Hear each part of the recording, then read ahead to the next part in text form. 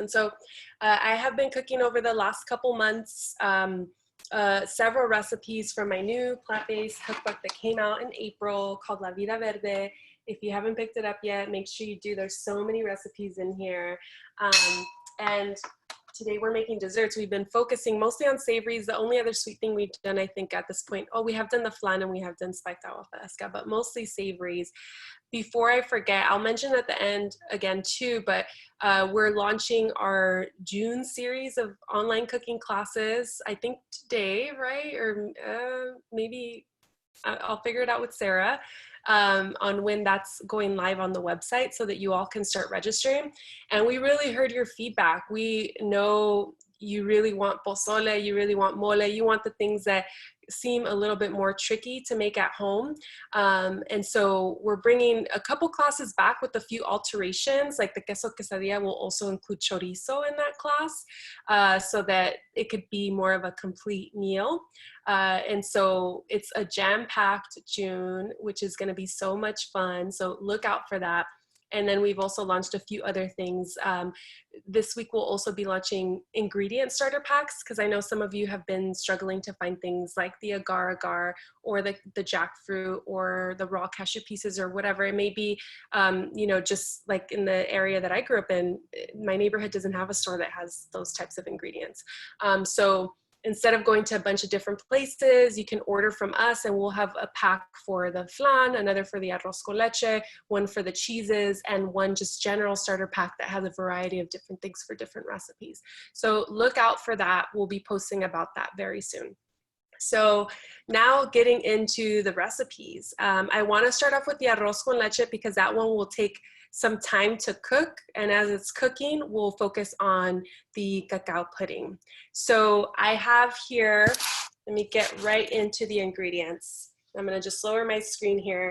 I'm making half of the arroz con leche recipe just because this typically serves about 4 to 6 people, and I'm gonna be the only one eating this, so I'm making it just for like 2 to 3 servings or so.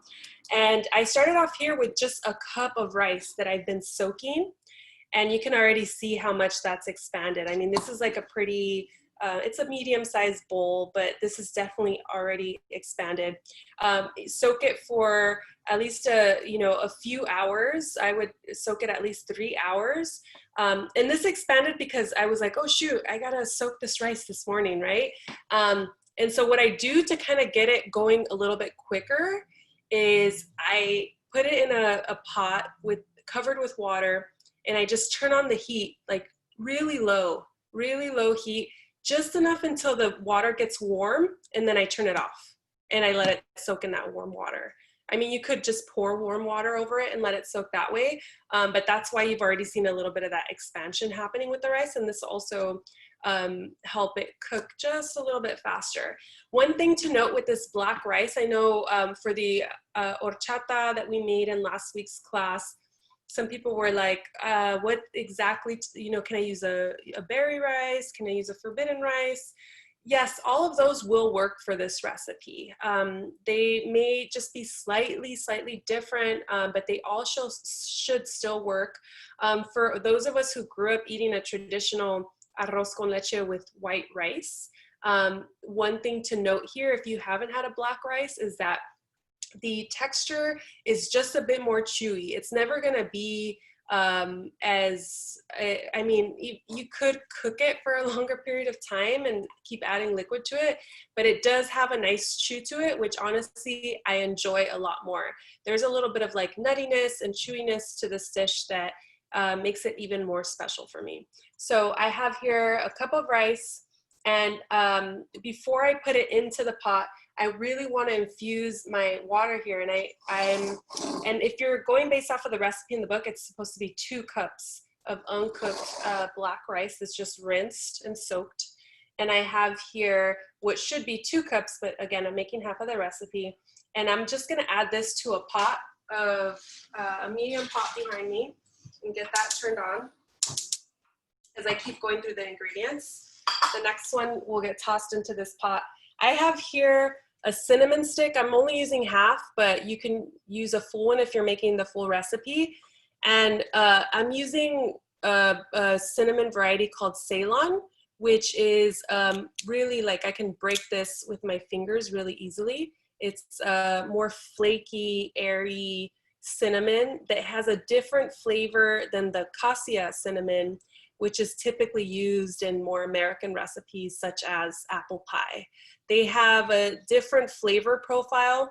I love this Ceylon cinnamon because this is what I grew up eating. So if we had like té de canela, which is a cinnamon tea, to, you know, capirotada, which is a bread pudding, to any recipes that called for cinnamon, this is the type of cinnamon that we used that can typically be found at most Mexican food grocery stores online. You can find it at most stores, but sometimes you'll see that they only have the cassia cinnamon stick, which is a little bit darker and much more firm. If you were to try to break it with your hands, it's, I mean, maybe you'd be really strong to break it, but I literally cannot break that cinnamon stick.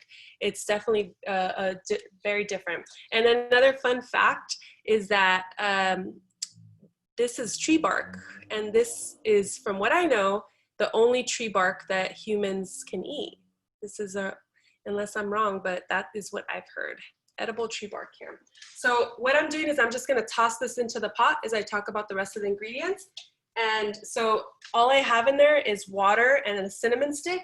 And what I want to do is just infuse the water with that cinnamon aroma. I'm just gonna cover it as I go over the rest of the ingredients. And as soon as that kind of starts to infuse, which honestly, I would probably leave it in there for a few minutes until I really, when I open the pot, I can, you know, just move my hand over the pot of boiling water and really get that scent of cinnamon. So I'm creating a cinnamon tea, essentially, is what I'm doing here. And then I add the black rice to it. But I probably won't wait until that point for this class, just because I want to get in the pot in there and like cooking the rice in there and cooking, so that we have enough time for it to cook throughout the entire class. Jocelyn, I have 2 questions. Yes. The first one being, where do you buy your black rice? And secondly, if we're cooking along and haven't soaked the rice, should we start? I mean, I would start soaking the rice and getting all your other ingredients all measured out. You could do the trick that I talked about this morning. Wow, this is already boiling. The trick that I talked about, which was put the rice in a pot covered with water and just put it on pretty low heat until the temperature rises, and then just turn it off and let it sit in that really warm water, or, you know, almost borderline hot water. And that'll help the process without it.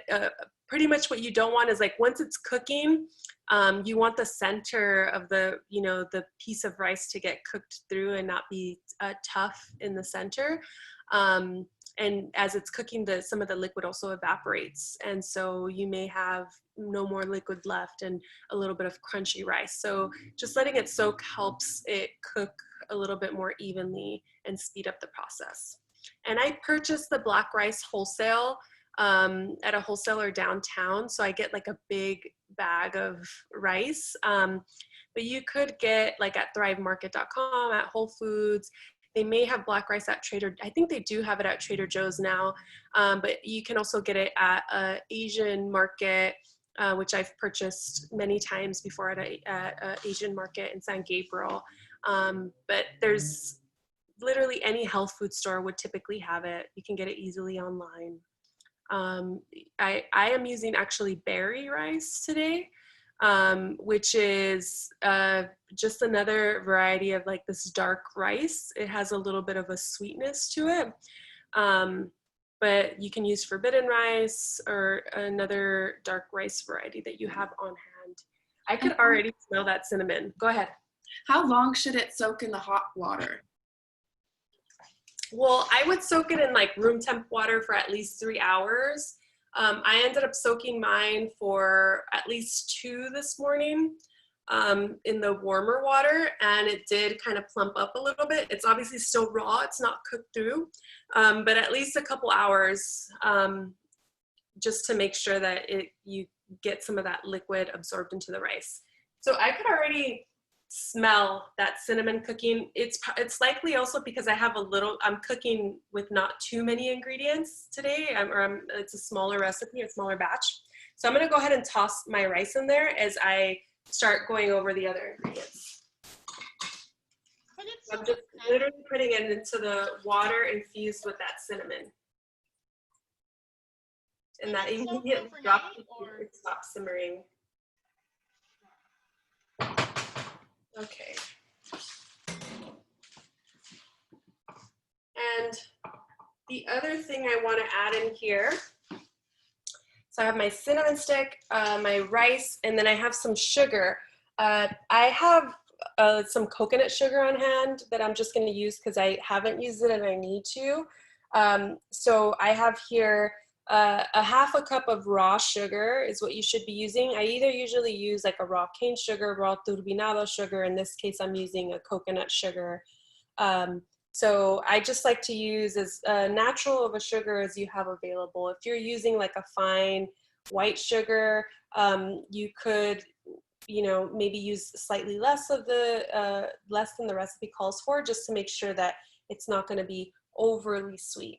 So this is a half a cup of sugar that I'm adding right in there. And then I'm also going to add a little bit of maple syrup because I like the consistency of the maple syrup in here that gives it a little bit of body, but also the flavor of maple syrup is just so undeniably delicious. I really love it, which is why we use it in all our agua fresca. And so I'm going to add here, it's a half a cup, but again, I'm using half the recipe, but if you're looking at the recipe, it's a half a cup of pure, make sure it's pure maple syrup. A lot of times you can go to just like a typical grocery store, maybe not a health food store, and there might be, for example, like Aunt Jemima on the shelf. And if you look and turn the bottle to look at the label more closely, you'll see that it has maple flavor, and it's mostly high fructose corn syrup. So you want to make sure that you're using the real deal, the good stuff, typically from Vermont. You'll immediately notice that the flavor is so delicious. So a pure maple syrup here that's going in. And so I have quite a bit of sweetness going in there because it is a rice that obviously doesn't have any sweetness to it. So you have to make sure you add that in. And I'm also going to add here some almond milk. So I just have some unsweetened almond milk. I like to do unsweetened everything, unsalted, unsweetened. So like my vegetable broth that I purchase is usually unsalted, low sodium. Any of the nut-based milks that I purchase, I like to buy unsweetened, no flavor, no vanilla, nothing like that, because I like to add all the flavoring myself. So I'm going to add here, the recipe calls for 2.5 cups of unsweetened almond milk. So I'm going to add that to my pot. Jocelyn, if someone soaked their rice for about half an hour, could they just start cooking along with this process? You can try to do that. One thing to just keep in mind is that you may have, in the end, if the rice is still really, if it still feels a little undercooked in the center or like extremely chewy, you might have to add additional liquid at the end of the cooking time if the liquid evaporated and you still have undercooked rice. So so just keep that in mind, but you could do it. It just might take a little longer for it to cook and need more liquid. And have you tested the recipe with any other plant milk? Say unsweetened oat milk that someone has at home? Yeah, you can definitely try it with different plant-based milks. So if you have a nut allergy and want to use oat milk, you can definitely do that. The flavor will just be slightly different. Oat milk is really nice too. And it might also act as a little bit of another kind of thickening agent, since oats tend to have that tendency, right? So that could be really nice in this recipe too to help with the creamy texture. So yeah, definitely explore other plant-based milks. I also sometimes have like flax milk on hand. I just finished a container of oat milk. Right now I have almond milk on hand. So yes, definitely play around with that. And are you? And if you're not vegan and have whole milk or something, then that's definitely another option. are you using a plain almond milk or one with added vanilla?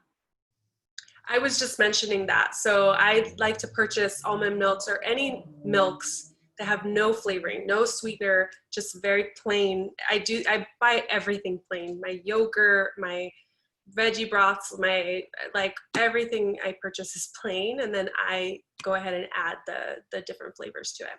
So let me bring you over to my stove, and you can see here my pot, a medium pot that's already kind of starting to bubble here. And I just have my rice, the water that was infused with the cinnamon, and the cinnamon stick is still floating in here. It's right here, actually. So I'm going to leave that in throughout the process of cooking. And I have this turned on to like a medium heat. I'm going to put the lid on a jar so it can still breathe and it doesn't bubble over. I'm going to keep my eye on it to make sure it's okay.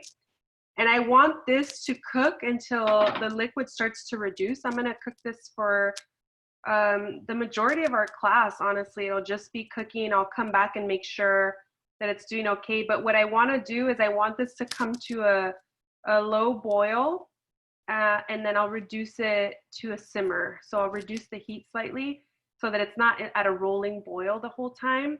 I want the heat to come up, and then I want to control it at a slightly lower temperature as it cooks through. Again, black rice, just like a brown rice, will take longer to cook than a typical white rice.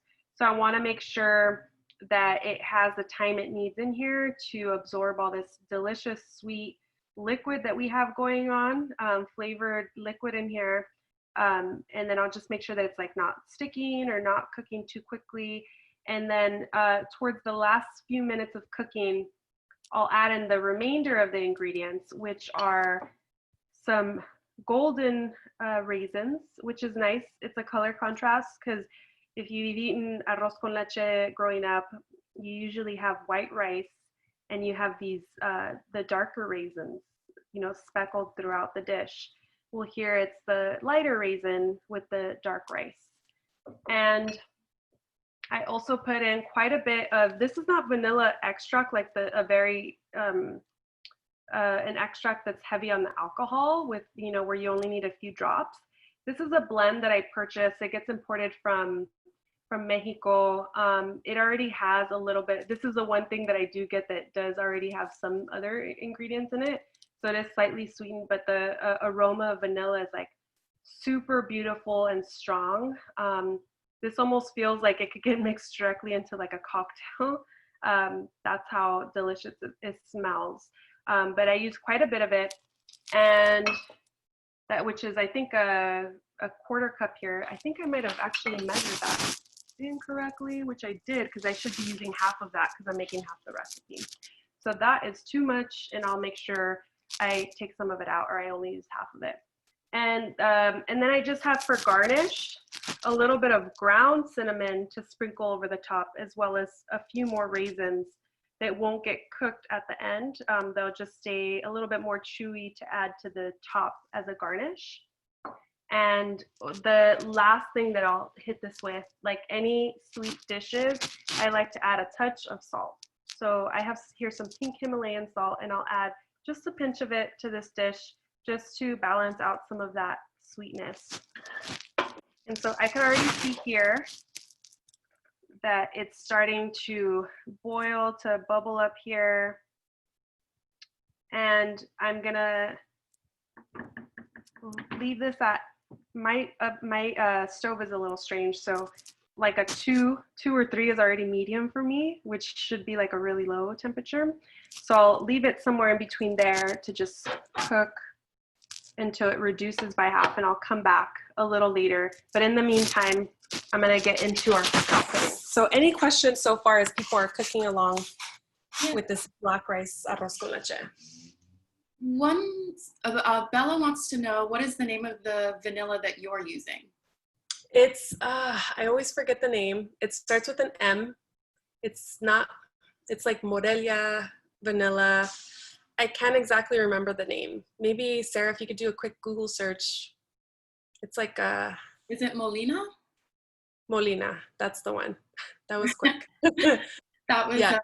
Jack Jack came through with the answer. Yeah, I always forget the name of the vainilla, but one of the vendors that I work with for Todo Verde, he gets that imported from Mexico with a bunch of other like chiles and spices that we get from him. And it's just so good. It's so good. I mean, it is a blend. It's not the one thing that I get that's like pure vanilla, because honestly, pure vanilla is extremely expensive. And there was a time where there was a shortage too, and it was just like out of control expensive. One of my friends who's a baker was having a really hard time finding it for like, you know, a little bit for hundreds of dollars. And so we use that blend, and it's really good in the recipes. If you have a pure extract that's like really strong, strong and infused with, it's like vanilla infusion with an alcohol, then you would use a little bit less. So I'm using here a vanilla blend. Any other questions? Yeah, that was Ted's question. If you only have vanilla extract, how much should we use versus what you're using, the amount you're using? Honestly, that's a little bit of a tough question for me. I haven't used vanilla extracts in a really long time, but when I did used to use vanilla extracts back in the day, I would find that one brand would differ from another. So some are a lot stronger when when you smell it, the alcohol content is a lot stronger. I would just go with how much of that flavor of vanilla do you want in there? And the reason you add it towards the end of the recipe is because it will cook off if you add it at the beginning of the recipe, and you may not get, unless you were using like vanilla beans, like, that you were adding at the beginning, that would be a different story. But with the extract, because the alcohol content is so high, it typically cooks off a lot of that at the beginning. So I've seen for a lot of recipes that it's added towards the end, so that you can still get a lot of that flavor out of it. So what I would do is I would taste it at that point, because the rice will be mostly cooked through. You'll add the golden raisins, add the maybe a teaspoon or so of the extract, and then taste it and say, this could be a little bit more heavy on the vanilla side, and add more as needed. And did you take out the cinnamon stick? Yeah, so towards the end of the cooking process, when I'll add the raisins and things, I'll pull out the cinnamon stick. And I'll just double check. I'll give the rice a good mix around, because sometimes, because that cinnamon stick is a little bit more brittle and soft, like I showed you, it could break into pieces in there. So I'll just kind of do a little bit of like digging around to try to get any other pieces of the cinnamon stick out before I add the other ingredients. Are we good on questions then? Awesome. Okay, so let's get into this cacao pudding, which honestly is a pretty simple recipe. Everything goes into one blender. It's so easy. The only thing that doesn't are the garnishes, which I haven't rough chopped my pistachios, so I'll do that during this class. And this dish reminds me of, for folks growing up, remember the Jell-O pudding cups, the chocolate pudding cups? It really reminds me of that flavor, but like the adult version of it, because it has other spices in it. It has a little bit of cinnamon, a pinch of cayenne, a little bit of sea salt, but the flavor still gives me that nostalgic feel of that Jell-O pudding cup, which is really nice, because my brother and I grew up as latchkey kids, and so my parents had quite a few things in the cupboard and the fridge that were just like easy things for us to eat after we got home from school, and that was one of them that was special. So I'm gonna bring my blender cup over, and I'll start talking about the different ingredients. Let me actually bring the ingredients over here. I'll move this all down.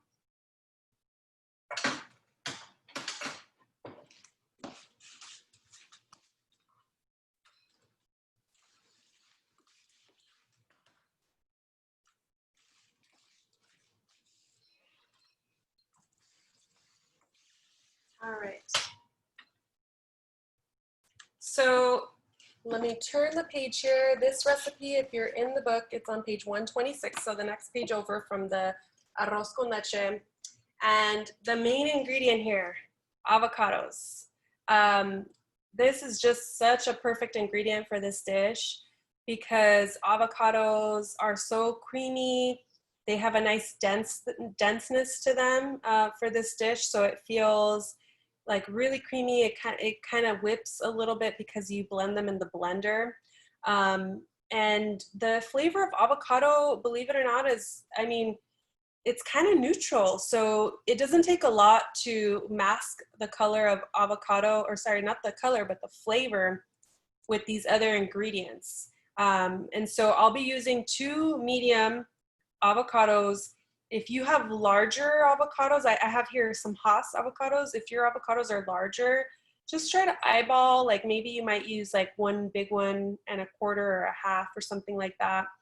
And I'll mention throughout, even though this is like a set recipe, anytime that we're using something like this where I say like a medium Hass avocado, but maybe your avocados are just a little bit larger than what I would consider to be medium, then you might feel like you need a little bit more sweetness in there, because you can still taste the avocado, or maybe a little bit more cacao or whatever it may be. So this is the base recipe to go off of, but sometimes it needs a little adjusting based off of how big your avocados are.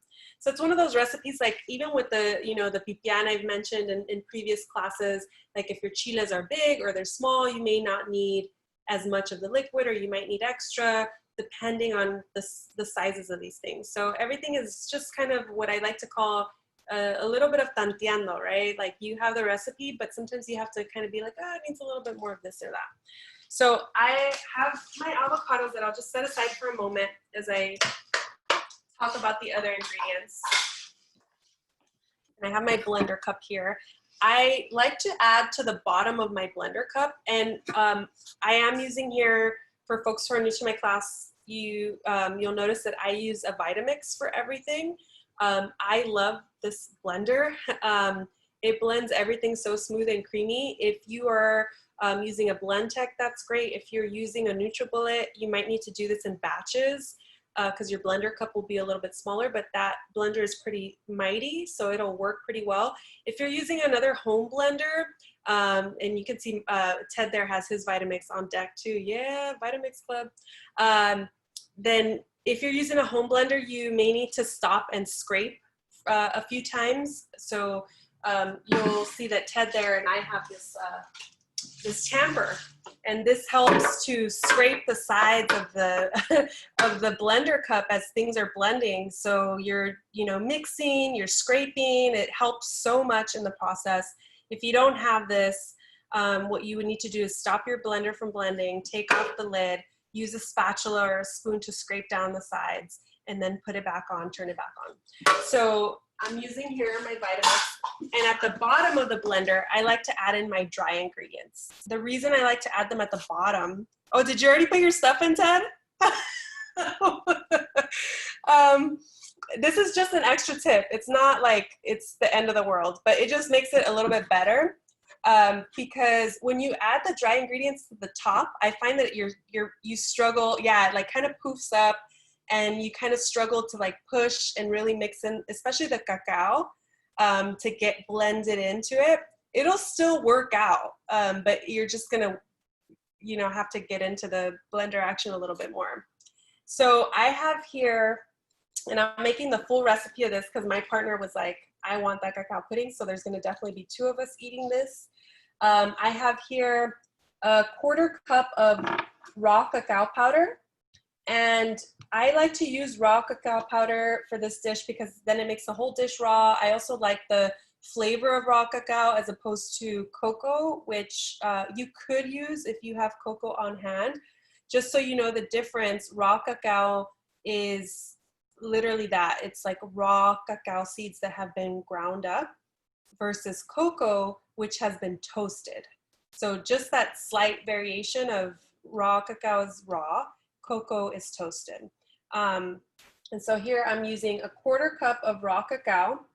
I also have 1.5 teaspoons here of ground cinnamon. Again, that Ceylon cinnamon if you have it. If you don't, you can use acacia, but the flavor will be slightly different if you use it. It'll still be delicious, just slightly different. I have a little pinch of cayenne pepper for heat here. You can start off with just a tiny bit of it and add to it if you'd like. really the idea of this cayenne pepper is to have something in the background that you're like, whoa, what is that? I can sense something in the back note here, a little bit of heat, but you don't want to make it fire. So you just need that a little touch of it to get the sense of that cayenne pepper in there, but not enough to make it an edible dish, right?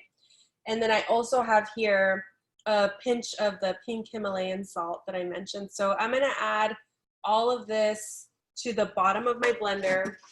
It'll just make my life a little bit easier as I'm blending. So all that just went into the blender, so that's empty now. And then I'll keep adding my other ingredients. At this point, I like adding the avocado, so I'll cut that open and add it in, because then if I add the liquid next, and then I add the avocado, sometimes the liquid splashes. So just kind of my personal preference, but you can do this in any order that you'd like. So I'm gonna just grab a knife and a spoon here. Awesome. We have 2 questions for substitutions, could you use chili powder in lieu of cayenne?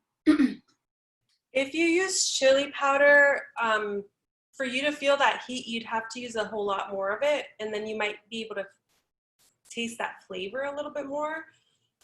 So I would think that you probably shouldn't use it, and then just make it without any chili in it. And then next time you have cayenne pepper, you can use it, because you'd probably have to add like a pretty significant amount to get that spiciness in a mild chili powder.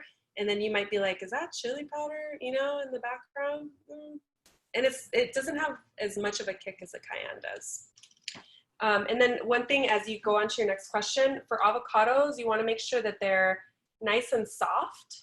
Sometimes I even use overripe avocados that haven't turned funky inside though, but they're just like really squishy, but they're still green. I actually have one in my fridge like that right now. It's really soft to the touch, but it's still green. But one thing you can also check at a grocery store is if you put your index finger and your thumb on the top and bottom of the avocado, it should give you a little bit of a give. You can push down slightly, and that's when you know that the avocado is ready. Another way that you know is sometimes the stem here at the top of the avocado will be popped out. So that's another indicator to let you know that the avocado is ready. Go ahead with your next question. Yeah, Sabrina, who is on deck with the blend tech, wants to know if the cinnamon isn't ground. Can a cinnamon stick just be tossed in? Yes, so you can look at the cinnamon stick and kind of look to see what the equivalent would be of the amount required for this dish, and then add it to the bottom too, so it's near the blade, and it'll help it blend up a little bit more. So yes, that's a great question. Beautiful avocado right here. Super proud of that one. Wow. Okay, so I'm gonna add my avocado just above my my spices and my cacao. I'm gonna make sure I scrape every little last bit of this creamy avocado into my blender. And then, so beautiful. Matches my avocado tattoo. All right. And I'm just gonna take that seed that fell down to the floor. It's all good. And let's get that in there. Nice, beautiful avocado. And I'll get the second one in there in a moment.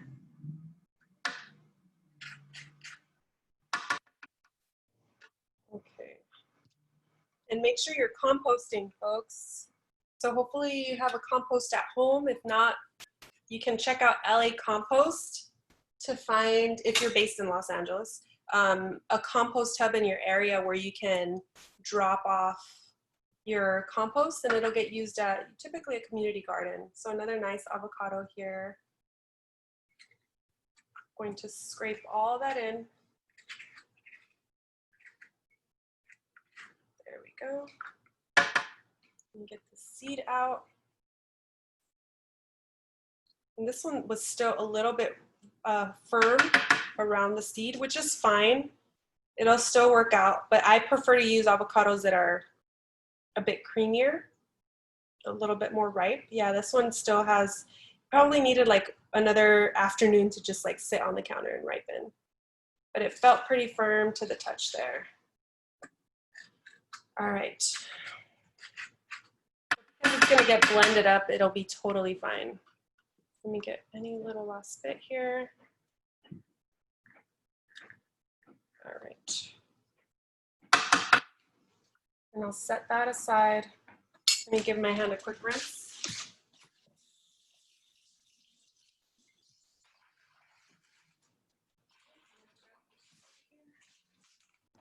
Okay.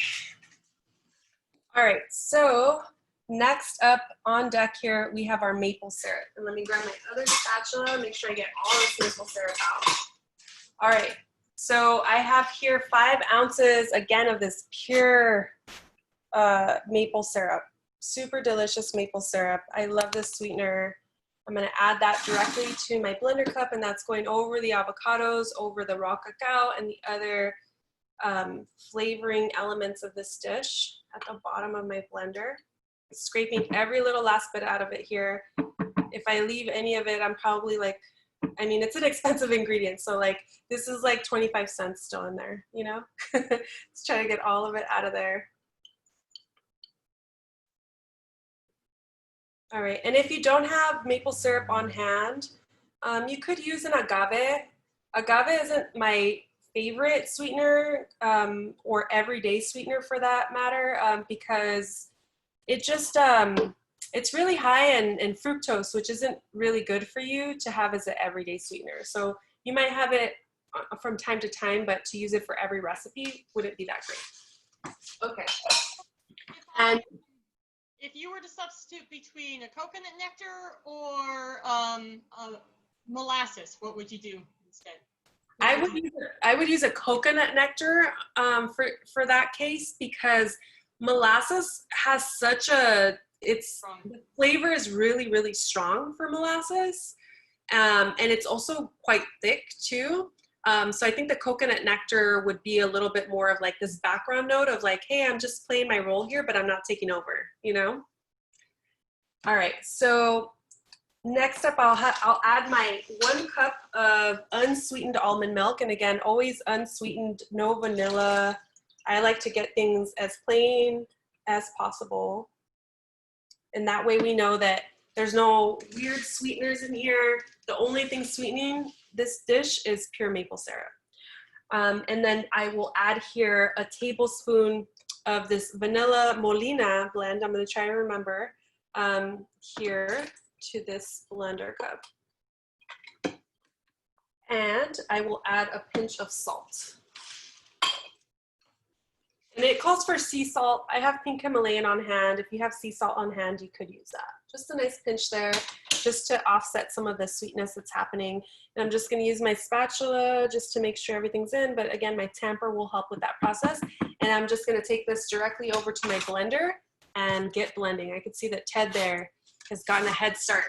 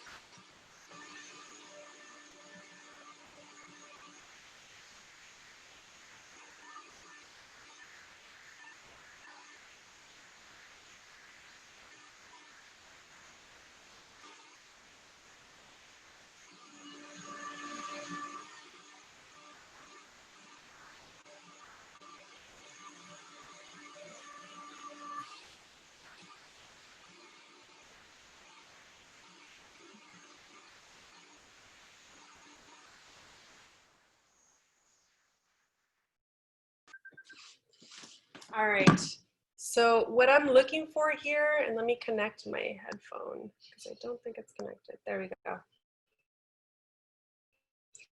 So what I'm looking is a really smooth and texture for my cooking. As I'm blending, I'm making sure that I don't see any little green avocado bits, because sometimes you will see like little pieces that didn't blend through. So I'm making sure that it blends until it's as smooth as possible. And you can see here the texture. And I'm just gonna add some to the back of my hand just to give it a quick taste. Wow, that was a loud taste there, but that is so bomb. That is really, really good. I don't think it needs any more of anything else. I can definitely taste the pure maple syrup. I can taste the cinnamon. You'll definitely taste the cinnamon, the vanilla there. I like that strong flavor of the cinnamon and that little pinch of the cayenne that gives it a little bit of heat. One thing that you might note as you're trying yours is sometimes you can still taste avocado. So you may eat some and you're like, I still sense the avocado there. It's not like a background note. I know that it's like the main ingredient, but when I taste the avocado, I like to add a little bit more to just mask it. So if anybody else was trying it, if I gave this to a family member, they would never know that avocado was in there. And so that's essentially what I'm trying to create. And so this is just good as is, no more needing. What do you think, Ted? Good to go? Yeah, it's really good. I think I'm gonna throw in a tiny bit more cayenne just because I want it to be a little bit more pronounced, but really good.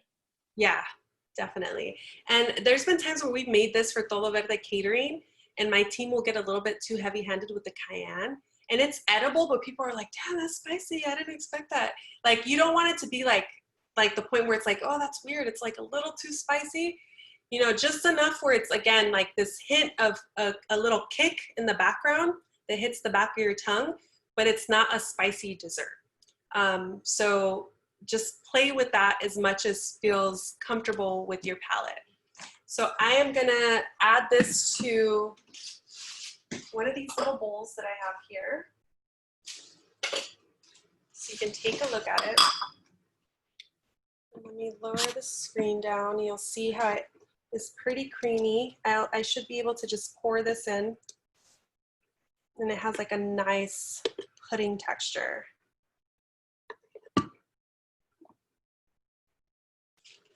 Set the blender aside. And what I like to use to garnish this dish, let me grab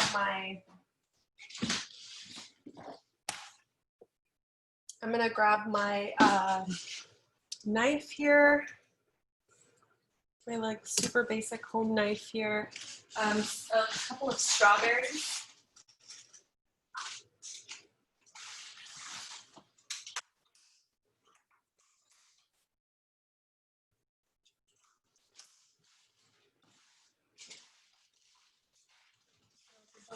In a second. So one thing you want for the pistachios, I have a couple tablespoons of pistachios here. They could be raw pistachios that are already taken out of the shell. You could toast them for a little additional flavor. You would just toast them in a dry pan until they become aromatic, very fragrant, until you see the color doesn't really change a whole lot with toasted pistachios, but you might see a little bit of browning happening. And you want to add them to a dry cutting board and use a dry knife. And all you have to do is give them a rough chop. And I like to do this with my knife on a cutting board rather than like in a food processor. I mean, you could use a food processor, but I mean, for 2 tablespoons worth, maybe it's just not enough to make it worthwhile to dirty a whole food processor. But I really like big chunks in here because what I'm trying to do is add another element of flavor, right, with the toasted pistachios, or you can use raw if that's what you have. But I'm also adding a crunch because the pudding is smooth and creamy, and so I like to add a little different texture point so that it makes the dish a little bit more interesting. So I'm just breaking these down until they're just like little broken pieces of pistachio that I can sprinkle over the top. So it doesn't have to be super finely ground up. That's good for me. And so I'll just sprinkle a little bit of that over the top. Get that out of the way. And then let me actually put these into a bowl so they don't get wet at all. There we go. I'm gonna get all these little pistachio bits into my bowl here. I like the color contrast too. That adds another really nice element to this dish because then you see the brown with the super vibrant green pistachios. And then I have a couple strawberries. I'm gonna just give them a quick rinse.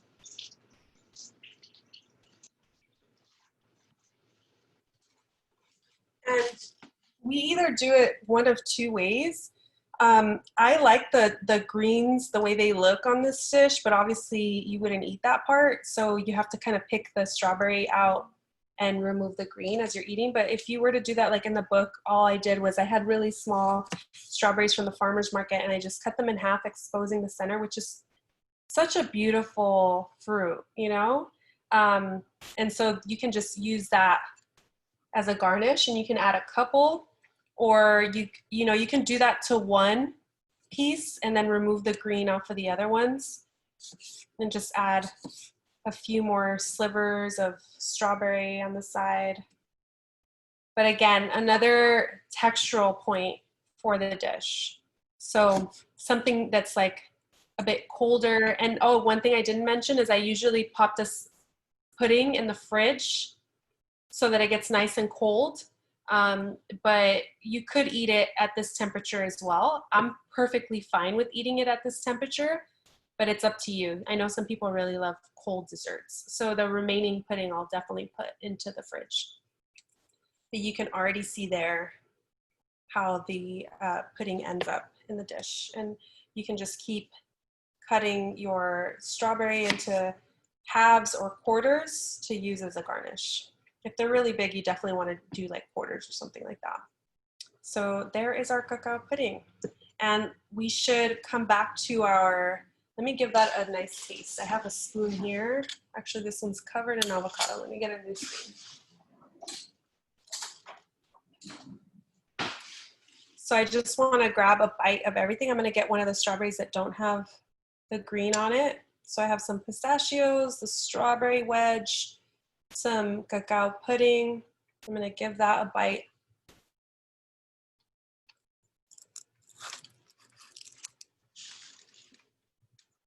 That's so yummy, even though it's not cold.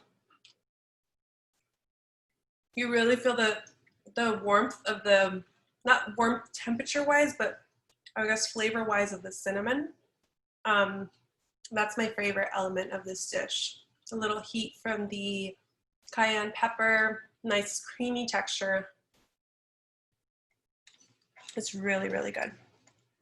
All right, so I'm gonna set this aside. And we need to get back to our arroz con leche. Please feel free to ask any questions about the cacao pudding as I transition back. What other than nuts can be used to garnish the pudding? Oh, you can use anything. I mean, another crunchy, nice element would be cacao nibs. So like just the little pieces of cacao in there would be really crunchy and delicious and obviously makes sense with the dish. You could also like candy pepitas or just toast pepitas and add them over the top. So that would be a seed that you can candy and have a little crunchy element to it. Hemp hearts would be really good, although they wouldn't be really crunchy, but they're whole protein and it would just be, I mean, the flavor of the pudding would be overpowering. I think for the hemp, you'd maybe taste a little bit of the flavor of it, but the color contrast would look really nice. Ooh, look at Ted. Wow. He put in a martini glass? Oh, it's in a, okay. We have these little dessert glasses. Oh, Sorry. nice. Try That to looks angle it. great. But I didn't have pistachios, so I did some maple cinnamon roasted cashews. And then we didn't have fresh strawberries, so I took a few frozen ones. Yeah, it all works. Yeah, it's kind of delicious. Very I've seen good. people DMing us where they're using like raspberries or other blueberries over the top. So it's really whatever you have on hand. it's just kind of a, you could eat the pudding without any toppings, which is fine too, but I just think that the toppings add so much fun to the dish. All right, so back to this arroz con leche. Let's take a look. I can hear it pouring. Let me lower the heat. Yeah, it's definitely, look at how much it's reduced. The liquid's pretty much either absorbed by the rice or evaporated. So that has definitely gone down a lot. At this point, let me go ahead and remove my cinnamon stick, which is actually still intact. So I'm just gonna toss that away. And then I'm going to add my golden raisins. And remember, I did too much of the vanilla, so I'll just add half of this because I added double. So I have a little bit of vanilla in here, some golden raisins. It's not going to take very long, since this is so hot, for those golden raisins to plump up and start to absorb some of that liquid too. I'm going to grab a spoon and give this a taste. I know it's hard to see in here because the pot itself is dark. These are pots that I inherited from my partner's place. I'm now thinking of all the things, since I'm teaching these classes, that I need to buy for this kitchen. But you can see here this nice luscious black rice. So I'm just gonna let that hang out for just another couple minutes in there. And I have some little bowls set aside to, Can the cinnamon stick be reused for something else, or is it trash at this point? I mean, I wouldn't reuse it. You could, maybe you can make yourself a,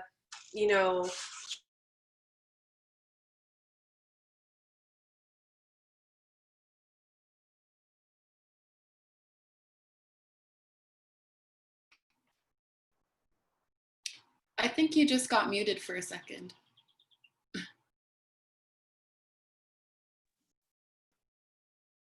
You can hear me? Yeah? Oh, okay. All right. So yeah, you can maybe perhaps like use it to blend it into something else. You could maybe even use that piece of cinnamon stick to blend into a smoothie even. So yeah, it doesn't have to be trash. You could also compost it as an alternative. But I would just give it a little bit of a rinse if you do compost it, because it is coated with some pieces of rice and it was in maple syrup and things like that. So I'm just grabbing a spoon here. I'm gonna give my arroz con leche a little taste and see if it needs anything else. And I'm checking here for flavor, but I'm also checking to see the doneness of the rice. So I like to add quite a bit to my spoon, because you need to eat a few grains to really know how cooked through it is, because the bottom might feel more cooked than the top. So I mixed it up and grabbed quite a bit.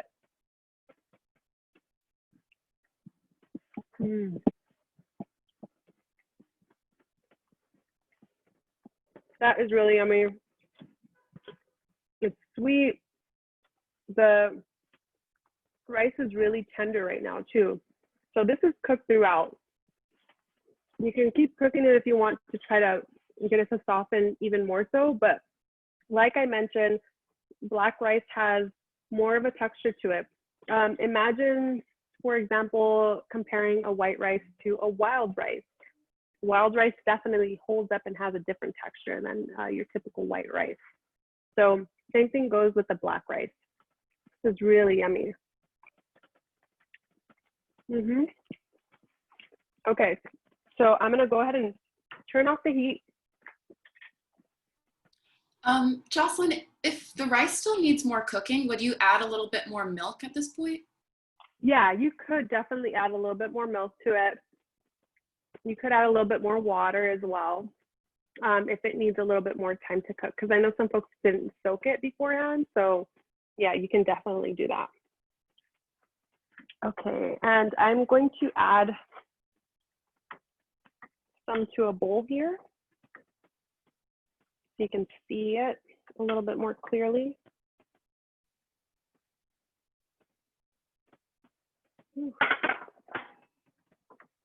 go.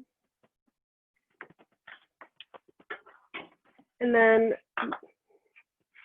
just to garnish it, because you could see the golden raisins in here, but you know, if you add some new ones to the top, they'll be a little bit more visible. So just a few more to the top to garnish it is what I like to do. You can see here those nice golden raisins contrasting against the black rice. And Question, Jocelyn. yeah. For the milk being added at this point, is it okay if it's warm, or should it, is it okay if it's cold or room temperature, or does it need to be warm? Yeah, no, it should be fine if it's cold, because it's going to warm up right away because the rice is hot. Okay, so I have here black rice topped with golden raisins, sprinkled with a little bit of ground cinnamon. This is a good dessert. It's even yummy for breakfast, just a little snack throughout the day. Such a delicious little treat. And this is something that my mom would make whenever, you know, my mom was like trying to do something special for us, like say we got good grades or like a graduation happened, and she'd be like, what do you want me to make? I mean, it was a variety of things. Like she would usually make like a pipián rojo with chicken at the time and stuff like that. But I would either ask for an arroz con leche or gelatina de leche, which is a milk jello. That was her other thing that was like the bomb. I haven't actually explored that very much as a plant-based version yet. Maybe that'll be for the next cookbook. Yeah, gelatina de leche. Any other questions for these two dishes? What could you substitute raisins with? Just because of a raisin allergy or something like that. I mean, again, you could use some blueberries or something like that in this case, like to top the dish. I wouldn't maybe add it to the while it's cooking, because they would likely like burst rather than just plump up in the dish. Alternatively, what could you add? I mean, obviously currants fall in the same category as raisins, so that likely wouldn't work.